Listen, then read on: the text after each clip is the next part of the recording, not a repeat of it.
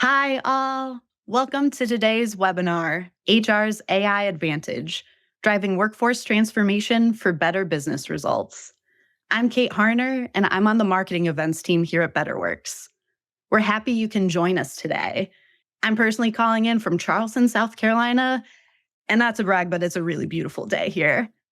This webinar is part of our People Fundamentals series. Our People Fundamentals series features a diverse mix of speakers, from analysts to practitioners to authors. HRCI credit is available, and we'll email that info to you when we send the recording later this week. And most importantly, this is a chance to talk about the biggest topics in HR today with your peers and other thought leaders. We encourage you to visit our website, betterworks.com, to check out our podcasts and additional webinars in this series. Now, I'm excited to tell you a little bit about our panelists today. Dan Riley is a visionary tech entrepreneur, thought leader, and relentless optimist, shaping the future of work and people experience.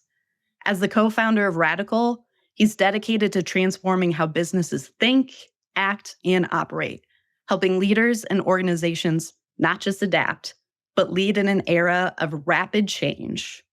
His work spans industries from pioneering HR and people analytics strategies to building innovative tech solutions, producing films, and even performing as a musician.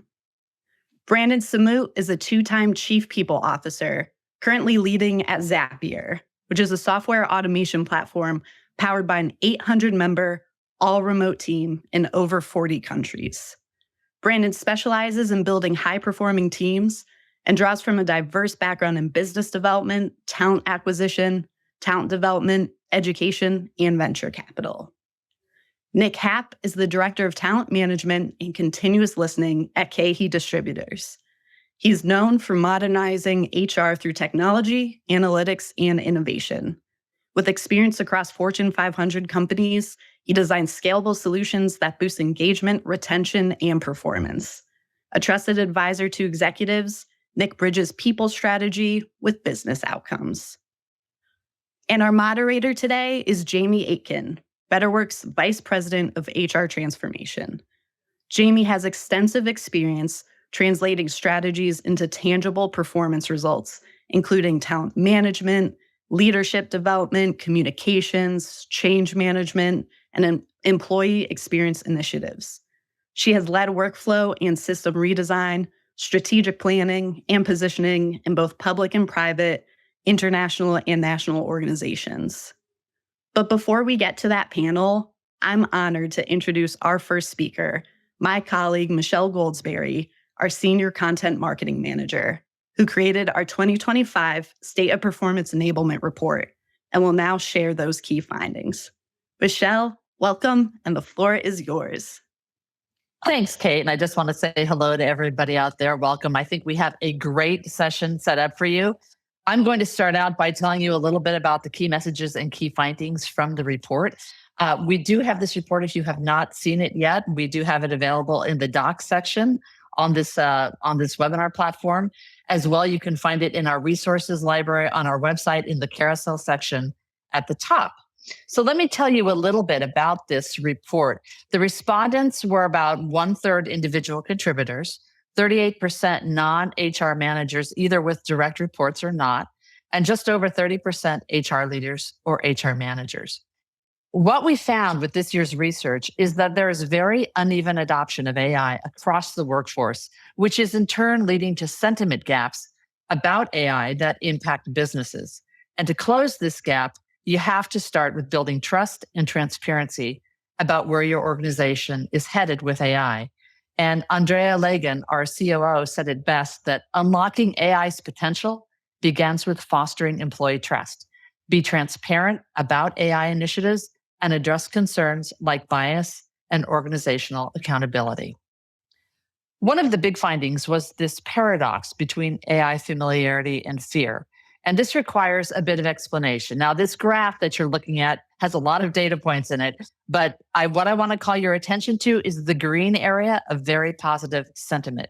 You can see that the green doubles as you move from monthly use of AI to weekly use, And it doubles again as the employees are moving from weekly use to daily use. So the more employees use AI, the more they see the upside of it.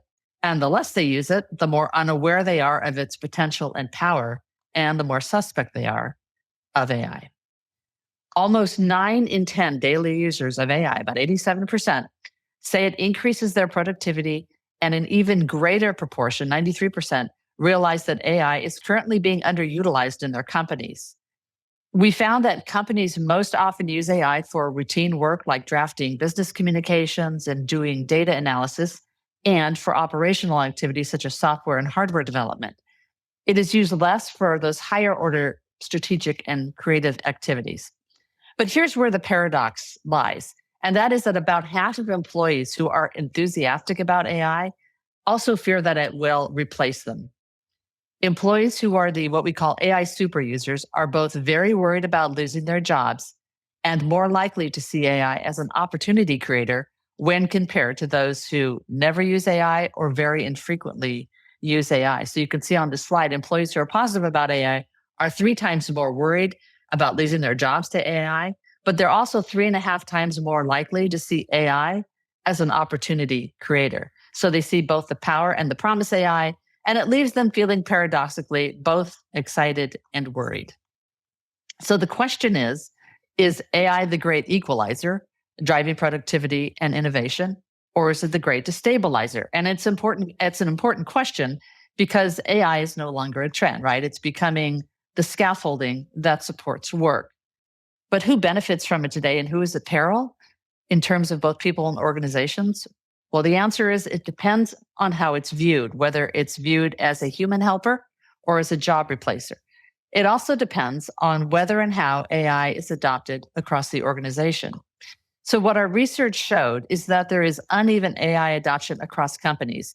Executives tend to use it the most, managers somewhat less so, and employees even less. The delta between executives and individuals is significant. It's about 50%. We also found that unequal adoption across the organization is creating a talent risk, an innovation barrier, and a retention threat. But HR leaders with support from executive leadership have the power to fix it. So let's talk about what the divide between AI super users and everyone else looks like. Among those using AI daily or weekly, close to 50% or more say AI has improved their work along one or more dimensions: speed, accuracy, quality, and creativity. Very few said it has no impact at all. So these are the employees who are reaping significant benefits from using AI. On the other side of the spectrum are those who are either not using AI at all or are using it infrequently. And among that cohort, 1 in 3 employees don't understand how AI can help them in their role, and a quarter either don't know how to use it or say that they are not properly trained in how to use AI in their role. And here's the eye-opener about why AI matters to your business. If we want to move to the next slide. And let me preface this with a definition. So here, when I talk about engaged employees, I'm referring to discretionary effort at work, not engagement with AI. So the single most eye-opening finding is this, that 8 of every 10 high performers, quite often the AI superstars, are actively job hunting. 65%, what we show there is 3 and 5% on the slide, of less engaged employees, who are often the AI laggards, so they're not using AI much or at all, they plan to stay in their organization. Now, bear in mind that there are other statistics showing that those who plan to stay are nearly 30 percentage points less engaged than their colleagues who are actively looking for work. So what this means is that you risk losing your most innovative AI fluent talent and retaining those who are less engaged or perhaps even disengaged and not very interested in AI or perhaps resistant to it. The AI savvy employees will leave, and I would presume that this is probably to work at AI forward companies that will value their skills and where those skills are in demand. Some of those AI super users who are departing are probably worried about eventually losing their jobs if they stay at a company that views AI as a tool to reduce the workforce. In other words, as a hammer rather than as a force multiplier. Employees who don't use AI are 7 times less likely to view AI positively. And only 1 in 6 workers who plans to stay views upskilling as important. That's not on the slide, but that does come from the report. So not only are you at risk of losing your most high-performing talent if you're not AI forward, the employees who stay are likely to be either more resistant or unaware of the value that AI can have on their roles and not as interested in building their AI skills. So let's take a look at here about the impact of AI on innovation. So AI fluency fuels innovation. 46% of AI users say it has improved the creativity of their work. That's a stat from a graph that I shared a couple of slides ago. And if you remember from earlier, more than 9 in 10 say AI's capacity remains largely untapped. So looking at how companies use AI, most skew toward the lower hanging fruit of routine and operational tasks, which is fantastic. But the higher value of AI comes from its ability to also help employees with higher order tasks, such as strategic planning, brainstorming, and ideating, also with helping design content. So there remains a lot of untapped potential to use AI in powerful ways to innovate.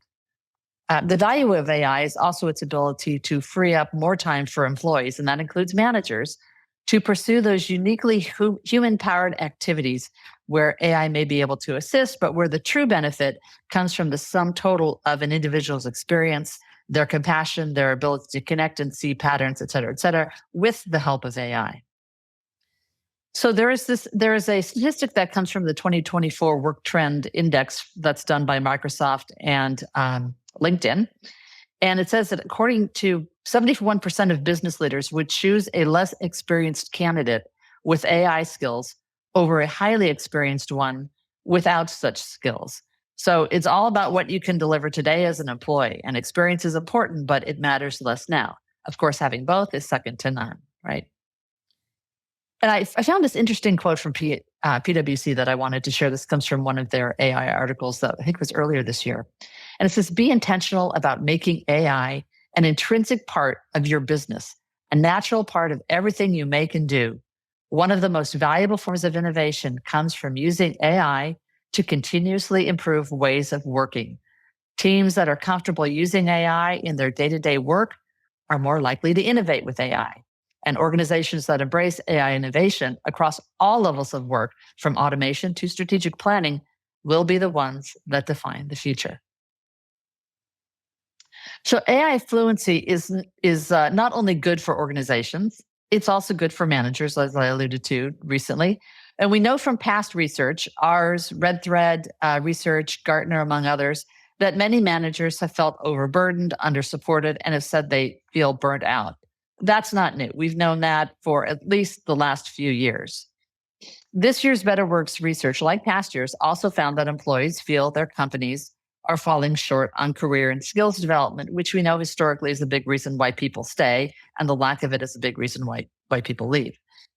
But just under half believe that their organization has the tools and processes in place to help them. But what is new is that AI may be the most powerful and readily available tool that managers have to reduce their burnout, increase their effectiveness, reimagine their roles, and help employees with career growth. So instead of being consumed by administrative tasks, managers can leverage AI to focus on what truly matters, which is building relationships, developing their employees, and helping their organizations drive their strategic initiatives. And as our research this year shows, employees actually think that AI has a role to play here. So 53% of all employees and 84% of weekly and daily AI users think AI is best suited for identifying skills and development opportunities. 2/3 or more of all employees want AI's help when it comes to mapping their career paths, helping them choose the best skills for that career path, and helping them find and pursue job openings. Among daily AI users, the enthusiasm for AI is even higher, which makes sense. Using AI as an assistant for career development and mobility frees the manager to focus on coaching, developing additional opportunities for their employees, and helping them make valuable connections across the organization. And so as AI offloads that administrative work, this increases the manager's capacity and can lead to stronger relationships.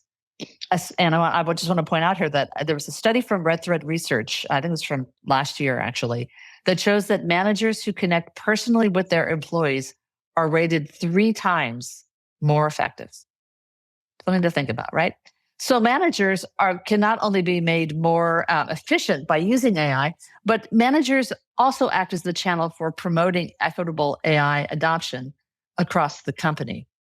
So they can convey the strategic vision for AI use. They themselves can be AI curious and proactive and encourage their teams to experiment with AI so they can foster a culture of experimentation and learning.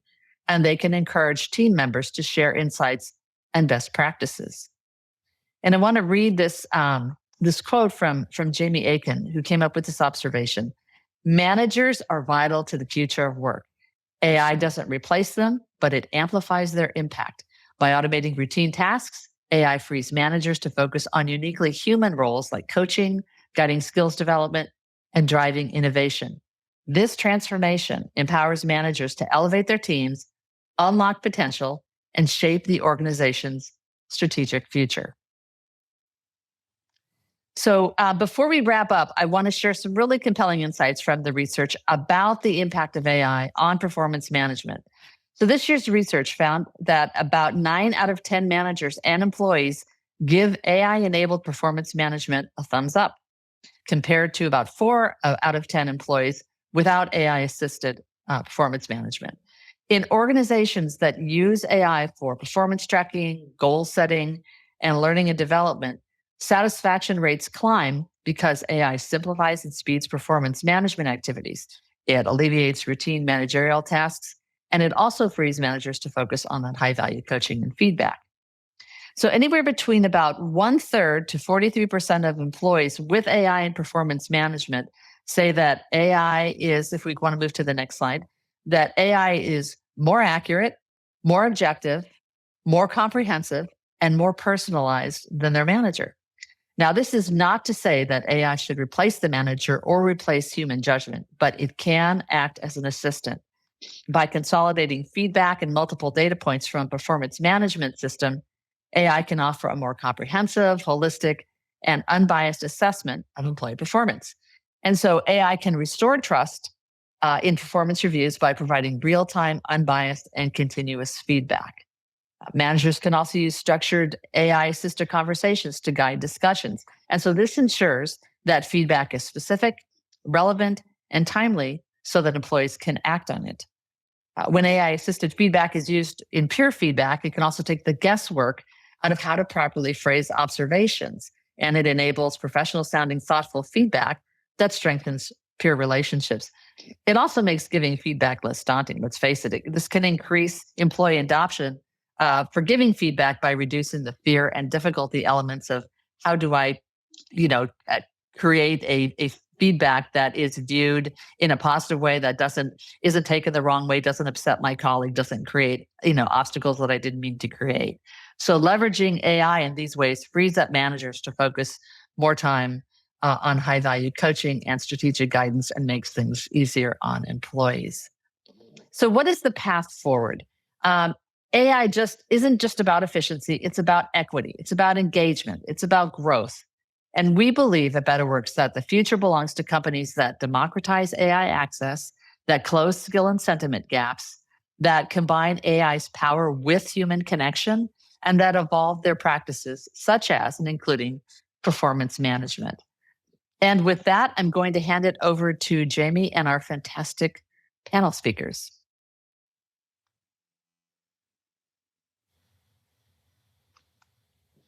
Thank you, Michelle. Just waiting for the panel. Hello. Welcome, panel, an amazing panel. Dan, Nick, looking forward to the discussion here. Glad to be here. Excited about this topic. Yes, really, I think it's something that we're all spending a lot of time thinking about. And, the goal of the report was to understand how AI is being used in the workforce and how it's affecting people's sentiments about their roles and their work. And one of the findings that jumped out at me was that 78% of high-performing teams, most of whom are AI savvy and frequent users. They're looking for new roles outside of their current company. So I want to start with you, Dan. What's your reaction to that? And are there any other findings that caught your attention in the report? Well, do I have 45 minutes? Kidding. There was a lot of amazing findings and a great job going through them. Fascinating. This is a topic we're going to continue to be talking about. We have to be because it's very fluid, right? There's no perfect answers to any of this. We're living through it. We're living through one of the most disruptive periods from a technology standpoint. But as far as that stat around 78%, I think is the number. On one hand, it hits hard. And I've been spending some time thinking about that, but I'm also not surprised because often those high performers, those who are early adopters, they also tend to be the first who continue to be aggressively looking forward and aggressively establishing their career journey forward. So I think it's a little more of a it isn't just about retention, but it's about opportunity to continue to enhance their work journey. And so I think so I'm not all that surprised about that number. I think but the way we need to address it, goes out to all organizations and leaders out there, is you need to communicate, you need to create opportunity for people, because you don't want your best people, right? And those people who are highly engaged and are using AI and using it in a equitable way and in a productive way, to be always looking elsewhere because they don't believe that their company's keeping up. So communicate. And I'd say the other things that really stood out in the report, for me, I talk a lot about connection, and I think your stat is that managers who have connection with their people are 3 times more effective. Yes. That holds true for any relationship in life, right? The more we understand, the more we trust somebody, the more we get to know them, the more we're connected, the more effective we can be. So, those were 2, I think, critical things that stood out. But really, everything stood out and everything resonated from my perspective. Yeah, connection's very important. Brandon, your thoughts? Well, to build on what Dan was saying around the 78% of, kind of high adopters of AI also being, actively looking for jobs.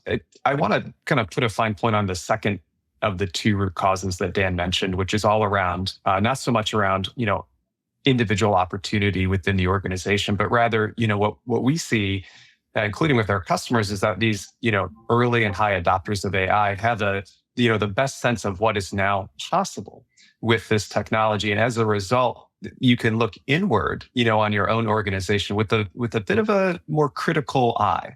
And so, if you look inside your own organization, knowing what you know now as a, early adopter, and you have concerns about whether your organization is really thinking ahead, has a really compelling game plan for the future, that makes you think a different way about, how much more investment you want to make into that organization. Now, the great news is the opposite is also equally true, right? Which is that, to the extent our organizations have or can develop, right, a compelling vision for how AI is going to influence our ability to fulfill our organization's mission, thrive commercially and otherwise as a team. I think that's part of the work that's in front of all organizations right now. Right now, the ratio of companies that have that compelling vision to the ones that don't is very small, right? But increasingly, that will start to tip. And so this companies that don't have a really concrete narrative around this, as that ratio starts to bend, are going to have, I think, all other things equal, an even greater kind of retention issue with their teams. Yeah, I would agree. Nick, your thoughts? I think that was really well stated, Brandon. I see the adoption of AI and utilization of AI as a barometer for one's readiness for change.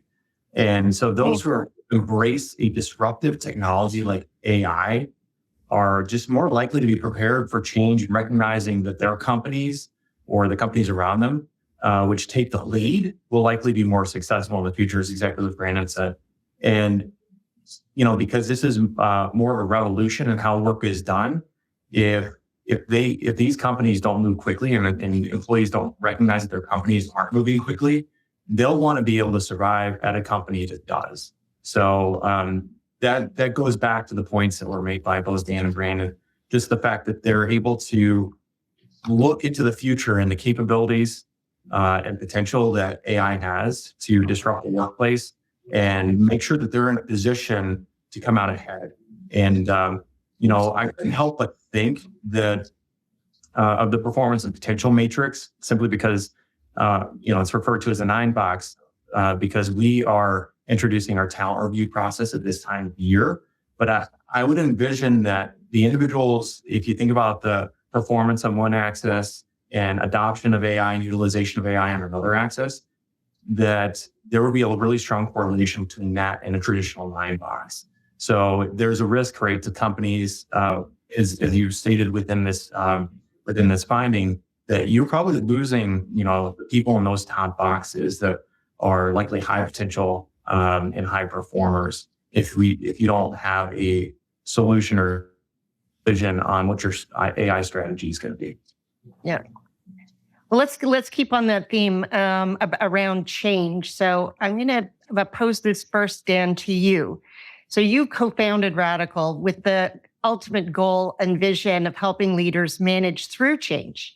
And certainly Gen AI is a massive change. I mean, when you think about it, it took the internet 7 years to reach 100 million people, and it took ChatGPT 2 months. And now it's up to 400 million daily active users. But curiously as well, I just read a McKinsey report that said that only 40% of companies use AI meaningfully, at least for now. Yeah. So we know that change won't happen if employees and leaders aren't on board. So let's talk about how important it is to support folks through the change. And what are some of the foundational pieces that you advise your clients to have in place to successfully promote AI exploration and get that curiosity to become alive? Yeah, I love this question. So I would say to keep it as brief as possible. We think about change, and we kind of we think about the 3 C's of change. We talk about clarity, we talk about context, and we talk about connection. So most organizations, don't have a technology problem. It isn't a lack of technology, a lack of AI tools that we have access to.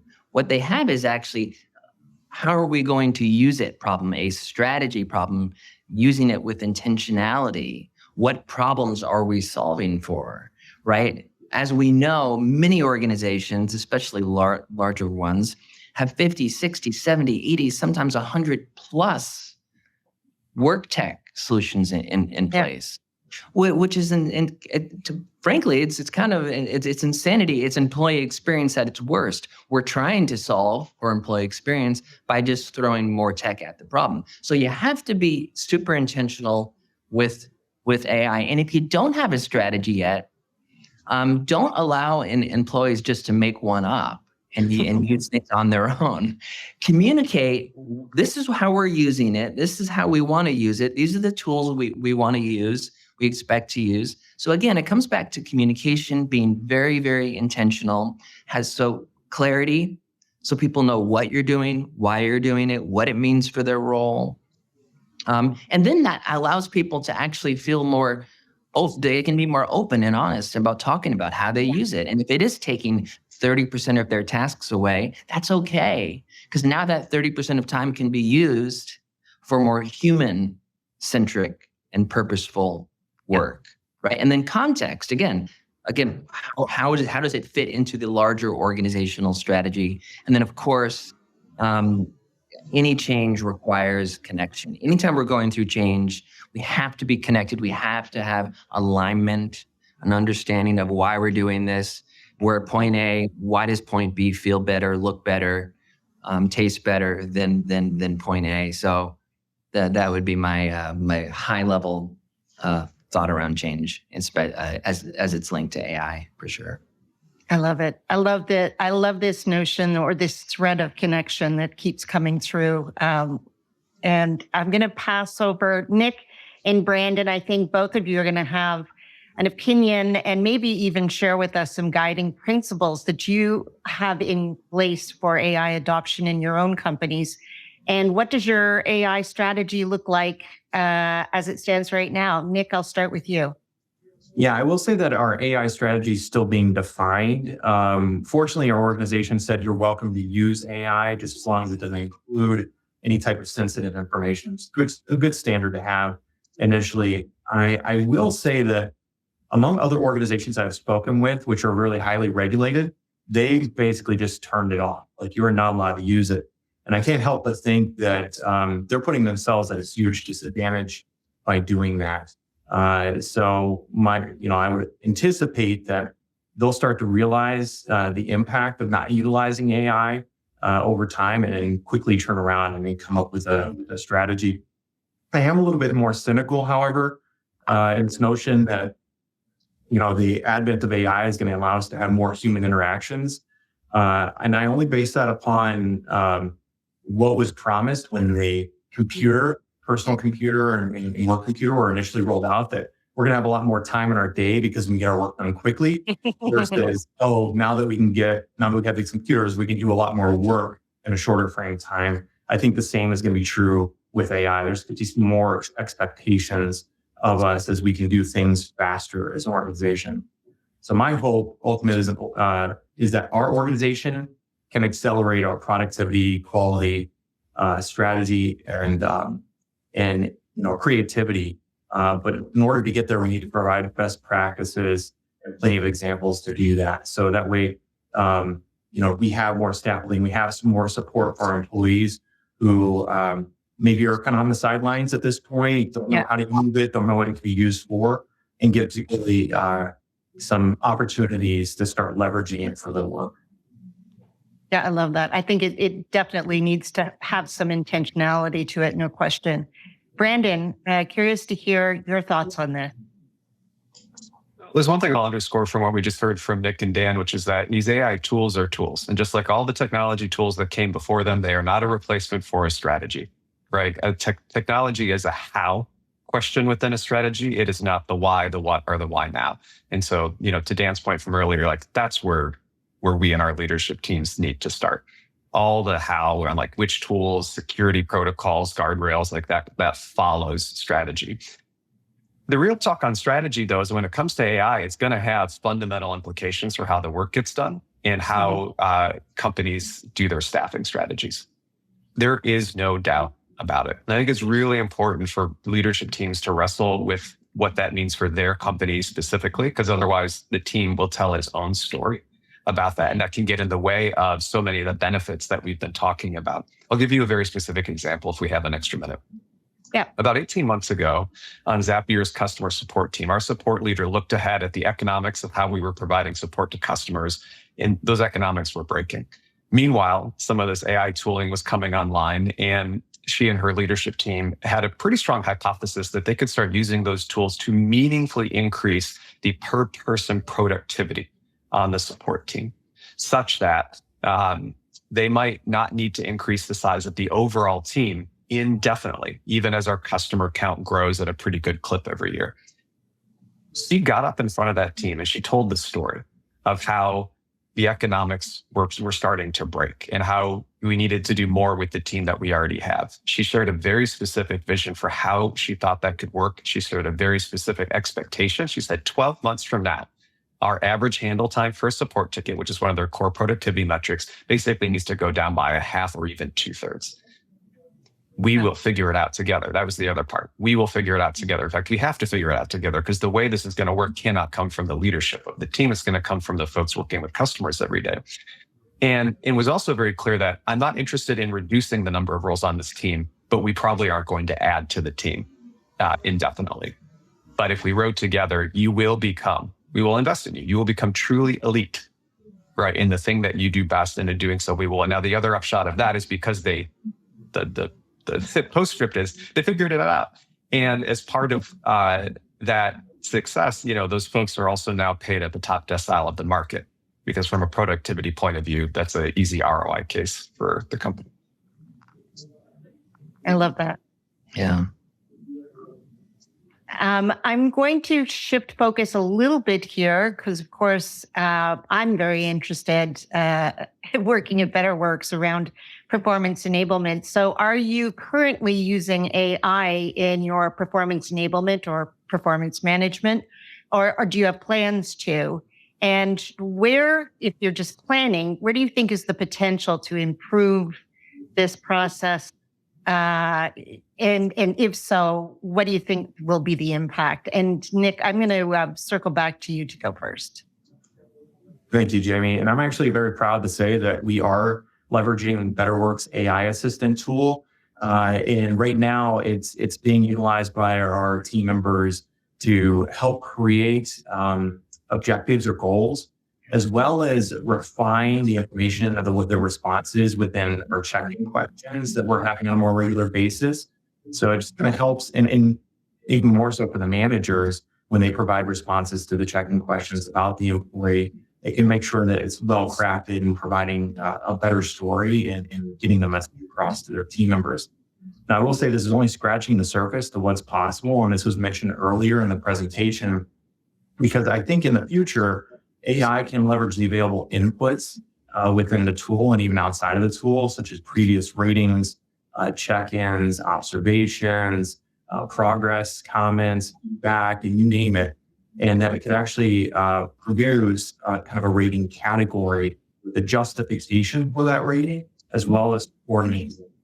So taking a lot of the workload off of the manager, as was stated earlier, and make it more equitable and more objective in the overall rating. And so that way the manager has the opportunity to make changes if they need to do, fill in any gaps.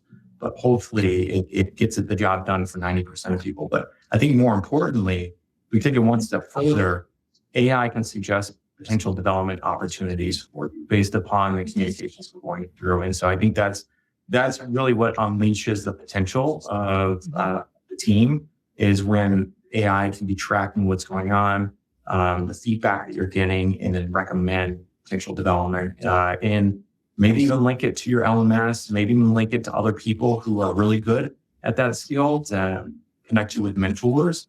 And then you can start to incorporate that skill set and develop that over time. I love that, Nick. And I've written down your ideas to send to product on some of your future predictions. Brandon, let's hear from you. Well, I'll tell you, I'm pretty inspired by what we just heard from Nick. A couple of things I can add. We think about performance enablement and break it down into the pieces. A couple of things. One, goal setting. Right? Like great performance enablement starts with alignment between an individual, their management, chain around what is truly expected of them. And one thing we experimented with at Zapier on the goal setting part of performance enablement is we have effectively a goal setting helper. It's a AI agent that's trained on everything there is to know in writing about our company strategy, as well as like department and team specific goals, as well as our framework for great goal setting. We use a framework we call AMP for goal setting. And basically any individual, every 6 months when they're writing their former goals for the following half of the year, can sit down and say, hey, generally speaking, like, this is what I'm trying to do. Like, can you help me craft this into like just a super concrete goal that like ladders up really nicely to what the team's trying to do overall. And it'll give them a pretty solid running start. So that helps us, when it comes to goals alignment, but also just goals quality, time bound, specific, measurable, things that, sound really easy, but we've all of us seen in practice is easier said than done. Interestingly, we're not yet using AI as an evaluator, but we are using AI as an evidence aggregator. I think this is a place where there's typically a ton of bias in performance assessments, unintentional bias, recency bias, halo effect, like things of that nature. And being able to look over, the vast majority of the actual work someone has done during a performance period and actually use AI to help aggregate that against a rubric or a set of goals or what have you can be a really nice way to give an evaluator, a manager, most often, just a much, I think, fairer, more complete sense of what to base that evaluation. Yeah, completely agree. We refer to it as a person's total body of work as opposed to, gosh, what is the manager can remember 3 months before the end of the year. I'm going to shift gears here slightly now.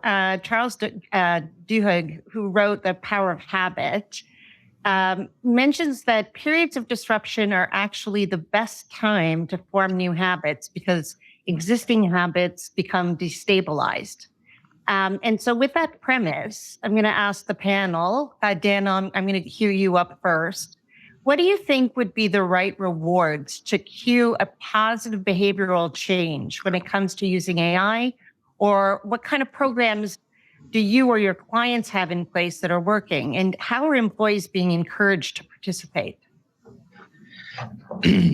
Yeah. So actually, we in the documents we have we put out a study just on our people predictions for 2025, and our theme is disruption. That if you think, let me take a quick step back really fast here. This year, and in disruption, and we were joking before the webinar, it is a commonly used word, and sometimes we don't really know what we mean when we talk about disruption. But I will say, everybody knows this year, from politics to government, right, to disruptive technologies, to agentic AI, right, to skills disruption and the types of skills that organizations are looking for, to how we hire. There's so much disruption and there's so much opportunity to be very aware of it. And then that will ultimately drive behavior change. I think behavior change, and in its simple definition of behavior changes, any human changes because it feels better over time, right? You don't actually change behavior by doing something once. You do it because eventually it starts to become a habit. And there's different debates on how long it takes for a habit to form. But with AI, I think peer modeling, and once we start to see AI working in productive ways with intentionality and focus, this will help to start driving habit changes, because there'll be almost a FOMO effect. Like, well, I want to be able to move that fast with that high level of quality too. And that helps, again, create more connection. Well, what are you doing? What are you using? How are you using this? And so behavior sort of breeds itself a little bit when we see those around us, right? Who we look up to, or who we work with, who are seeing great success, great impact in their work, and we talk about it as work impact.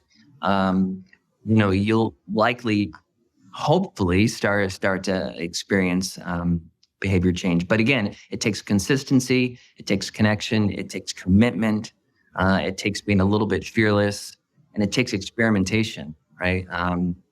Ultimately, to have positive habit change over time. Yeah, this word keeps popping in my head. Curiosity, I think is also a part of it. Nick, what are your thoughts on this? Well, in the initial question you had asked, like, what are the incentives to get people to change?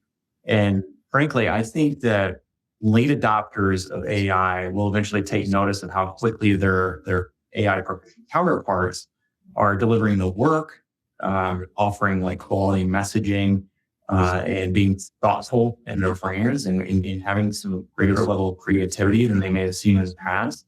And I think the desire to simply keep up with their colleagues will be incentive enough to find opportunities to start leveraging AI.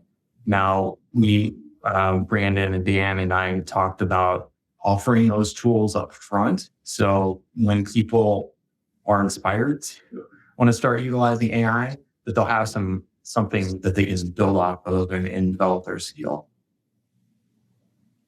I think where that became the most obvious to me was when people started playing around with ChatGPT and creating all these amazing graphics for their presentations, and suddenly it upped everybody's game pretty quickly. I don't think it took very long around here for folks to become incredible graphic designers.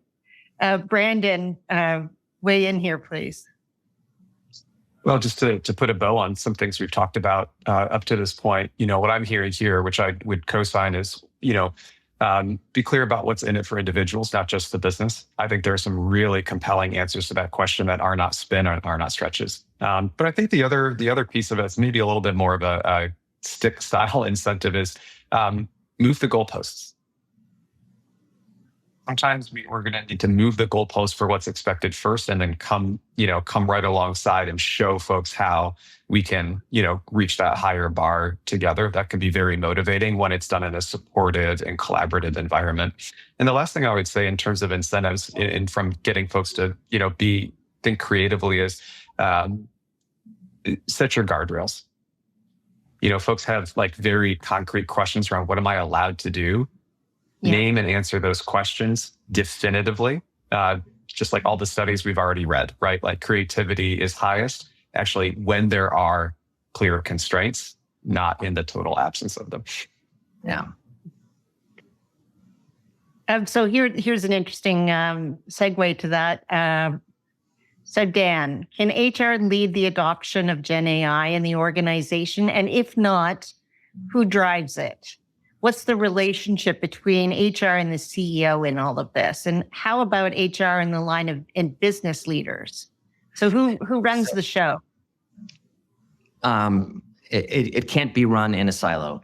So HR can absolutely be a part of leading it, but it is about the interconnection and alignment between different parts of the organization. There has to be a vision, of course, from the CEO, from the C-suite. It's like parenting, right? I mean, you model behaviors of what you see on a daily basis. HR has to be behind this, but HR has to think about it differently. I mean, I've been working in HR for 25 years, and I will always challenge HR to reimagine, right, how we adopt tools and move away from compliance, where we're actually leveraging AI strategy to drive a better human experience, ultimately driving a better business performance. But so for me, HR does play a critical role, but it has to be in alignment with other parts of the business. It has to be in alignment, certainly with IT. It has to be in alignment with people analytics, part of the business. It has to be in alignment with CEO, business, functional leaders, line leaders. Otherwise, we can have chaos. And if everyone, and I can't remember if Nick or Brandon said it, but if 50% or so organizations don't have a strategy yet, or they block it and say, well, we're not going to use it, guess what happens? People find a way to use it. Yep. And then we start to have chaos, and then we have inconsistency. So HR has to be ahead of that. They have to be, it's like a chess game. They have to be 7 to 8 moves ahead. And they have to be communicating, again, here's how we're using it, have alignment, have consistency. Here's what we don't know yet, but that's okay too. It's okay to say we're not exactly sure, but here's where we're trying to go. And so I do think HR plays a critical role in this. So to all my HR friends out there, yes, be a part of leading this, but don't do it in a silo. You have to work across the organization. I love that. I was in HR for 25 years as well. And the idea that HR they cannot just be the police or the compliance around this. They need to be helping lead the change. Okay. Keeping on the theme of HR then, a question to Brandon first. What level of AI fluency does HR need in their day-to-day work to remain relevant?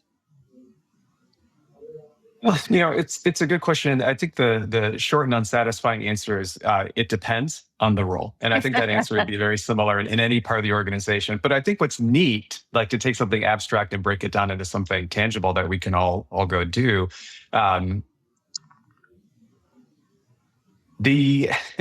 Like for a lot of roles, like I'll give you a couple examples. So we have a couple of kind of technologists on the people team at Zapier. And so their expected fluency with AI tools and frameworks and what have you is very high because they're helping establish our like infrastructure, our norms, our sense of what's possible. They're kind of like the tip of the spear, as it were. So very high expectations there. But coming back to a point that we all made earlier, given that AI tooling are tools at the end of the day, the answer to that question in part is like you look at the actual work to be done and say, hey, is AI changing like why this role exists in the first place? Take a recruiter, for example. It's like, well, no, not necessarily. But how might it influence like the role design? Like that has, I think we're seeing that right now at our own organizations. So we're redesigning roles like recruiter, talent sourcer, and so on to account for what a human can now do with AI. And it's as we do that role design that what skills does the human part of that equation need to team with the AI tooling? That's where we get like the really concrete answers to that question. Nick?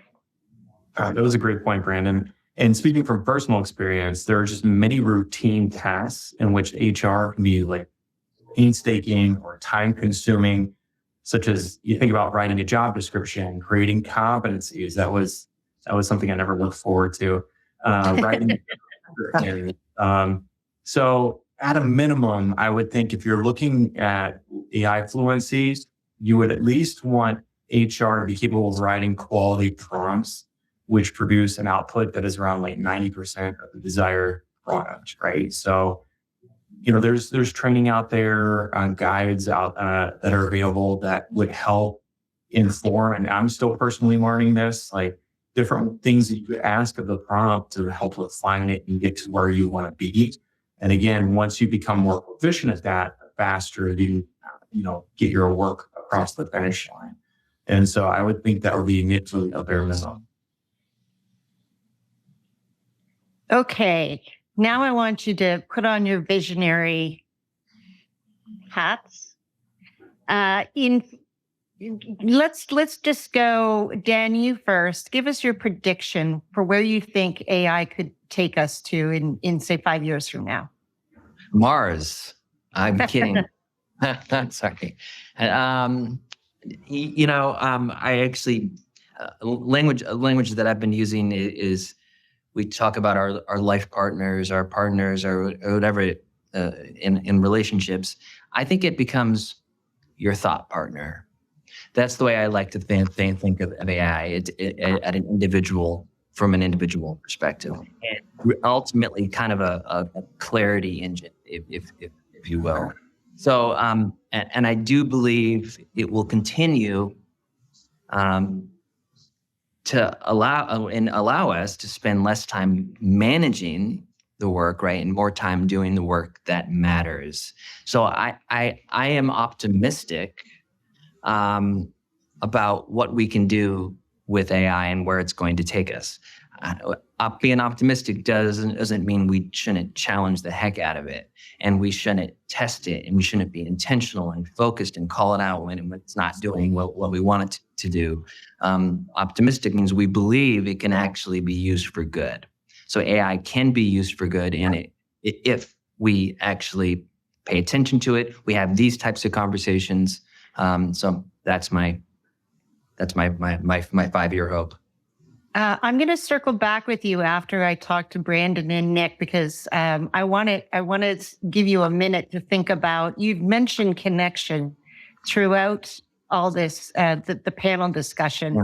So I'm gonna come back to you at the end just to ask you about where you see that being impacted as it relates to AI in the 5 years. Brandon, I'm going to go to you now. What are your predictions for where AI can take us in 5 years and beyond? The thing I'm most optimistic about is actually coming out of some early studies on how AI influences productivity. And what we're starting to see is that for folks that are already really, really good at their job, it can help a little bit to a good bit. For folks that are either early in the work or maybe in the bottom half of the, kind of performance distribution, it can meaningfully.